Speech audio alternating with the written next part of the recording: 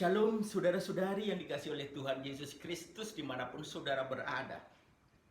Doa saya senantiasa untuk saudara. Saudara diberkati dalam usaha pekerjaan saudara. Saudara dalam lindungan Tuhan Yesus Kristus.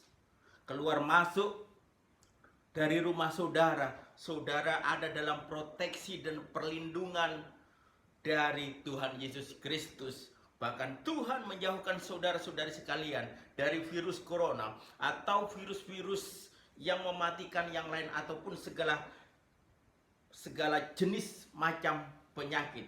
Tetapi berkat Tuhanlah yang senantiasa menyertai kehidupan saudara. Bahkan hikmat Tuhan yang akan memimpin kehidupan saudara untuk senantiasa berkenan di hadapan Tuhan. Saudaraku yang dikasihi oleh Tuhan Yesus Kristus, hari ini kita akan kembali belajar kebenaran firman Tuhan yang terambil di dalam Daniel pasal 3 ayat 17 sampai dengan ayatnya yang ke-18. Firman Tuhan berbunyi demikian. Jika Allah kami yang kami puja sanggup melepaskan kami, maka Ia akan melepaskan kami dari perapian yang menyala-nyala itu dan dari dalam tanganmu ya Raja. Tetapi seandainya tidak, hendaklah tuanku mengetahui ya Raja, bahwa kami tidak akan memuja dewa tuanku dan tidak akan menyembah patung emas yang tuanku dirikan itu. Saudara, tema perenungan firman Tuhan hari ini adalah iman Sadrak, Mesak, dan Abednego. Saudara, Sadrak, Mesak, Abednego, dan Daniel adalah kelompok pertama yang mengalami pembuangan yang terusir dari kerajaan selatan atau kerajaan Yehuda di Yerusalem. Mereka yang pertama kali, kelompok pertama, keturunan raja dan orang yang sangat cerdas, mereka dibawa ke dalam pengasingan, yaitu Babel.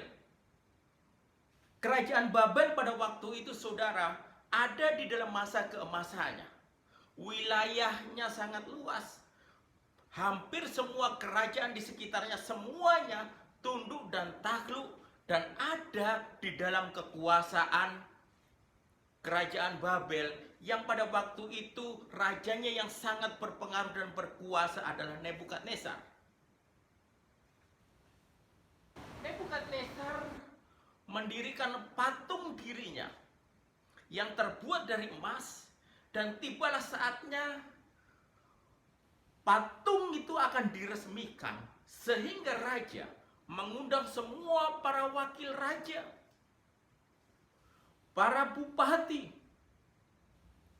para bendahara, para hakim,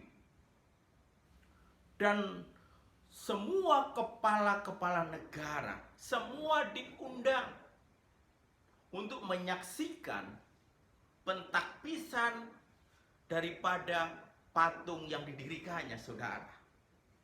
Dan ketika mereka semua sudah berkumpul, bentara raja mengumumkan bahwa ketika sangkakala dan ada bunyian yang dinyanyikan, maaf saudara, maka semua yang hadir pada waktu itu haruslah menyembah patung daripada Raja Nebukadnezar.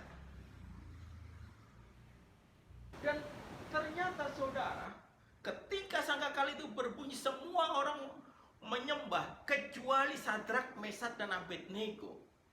Hal inilah rupanya diperhatikan dari orang Kasdim dan dilaporkan kepada Raja Nebukadnezar, sehingga Raja Nebukadnezar sangat marah, memanggil Sadrak, Mesak, Abednego. Raja Nebukadnezar memberikan kesempatan untuk mereka bertiga ketika bunyi sangkakala supaya mereka sujud menyembah patung Nebukadnezar. Tetapi walaupun Sadrak, Mesak, dan Abednego diberikan kesempatan, tetapi Sadrak, Mesak, dan Abednego tidak mau. Dan ketika Raja Nebukadnezar menjelaskan hal ini. Jika tidak mau menyembah, maka akan dimasukkan ke dalam perapian yang menyala-nyala. Ketika Raja Nebukadnezar mendengar jawaban daripada Sadrak, Mesak, Abednego, sangat murkalah Raja Nebukadnezar. Dia berharap bawahnya ini tunduk, taat akan perintah untuk menyembah patung dirinya. Tetapi mereka mendapati Sadrak, Mesak, dan Abednego tidak mau menyembah patung Nebukadnezar. Sehingga dibuatlah api itu tadi semakin panas 7 kali lipat. Saudara, di sini kita akan mempelajari iman daripada Sadrak, Mesak, Abednego. Mereka memiliki iman yang besar, pengenalan yang benar kepada Allah Abraham, Ishak, dan Yakub. Mereka sudah mengerti dan mereka sudah mempelajari dan mereka mengetahui kalau bangsa Israel menyembah patung itu berarti menduakan Tuhan, berarti membuat Tuhan marah, membuat Tuhan kecewa, membuat Tuhan sakit hati.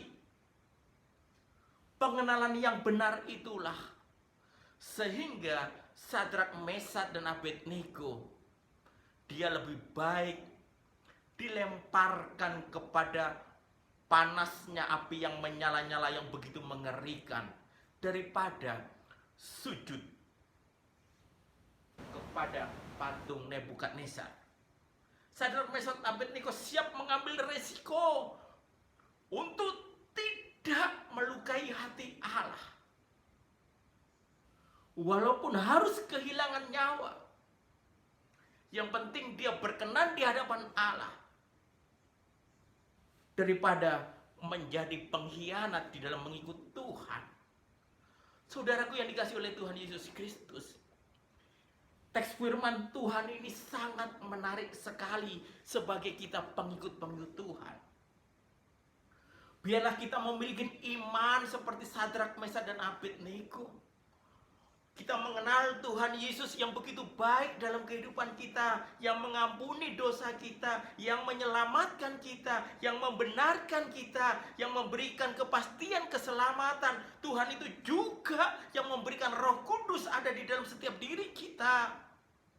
Dan Tuhan Yesus Kristus itu mendengarkan doa-doa saya dan saudara. Tuhan Yesus itu yang menyertai saya dan saudara, yang memelihara kehidupan saya dan saudara, yang memberkati kehidupan saya dan saudara. Ketika kita mengenal betapa baiknya Tuhan, bahkan dia rela mati di atas kayu salib untuk menanggung dosa saya dan saudara, untuk menanggung pelanggaran saya dan pelanggaran dosa saudara. Oleh sebab itu, saudaraku yang dikasihi oleh Tuhan Yesus Kristus,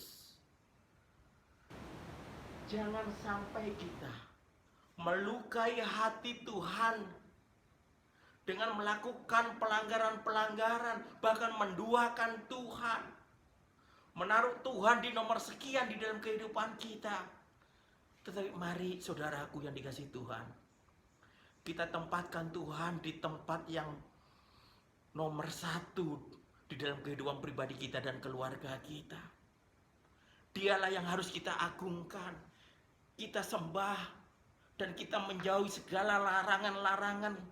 Kita menjauhi kejahatan-kejahatan, kita menjauhi dosa, dan kita mau hidup sesuai dengan tuntunan Allah Roh Kudus, hidup di dalam jalan Tuhan, hidup di dalam kebenaran firman Tuhan, supaya hidup saya berbuah. Hidup saya menyenangkan hati Tuhan Yesus Kristus. Jangan kompromi dengan dosa. Kalau saudara mungkin menjadi seorang pejabat, penguasa, sebagai anak-anak Tuhan, jangan sampai saudara mau disuap demi uang. Jangan saudara. Ketika saudara memiliki kekuasaan, jangan sampai saudara diperdaya, saudara berkompromi dengan ketidakbenaran. Jangan, saudaraku. Tetapi mari kita hidup sesuai dengan standar firman Tuhan. Pengenalan kita kepada Tuhan itulah yang harus kita nyatakan dalam bentuk perbuatan yang sangat nyata. Hidup di dalam kebenaran Tuhan untuk menyenangkan hati Tuhan di sepanjang kehidupan kita.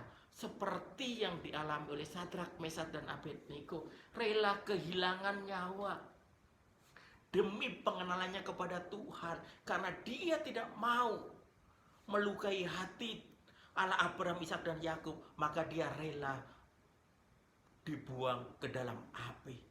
Tetapi kita tahu juga kasih kemurahan daripada Allah Abraham, Ishak, dan Yakub menyertai Sadrak, Mesak, dan Abednego, sehingga Sadrak, Mesak, dan Abednego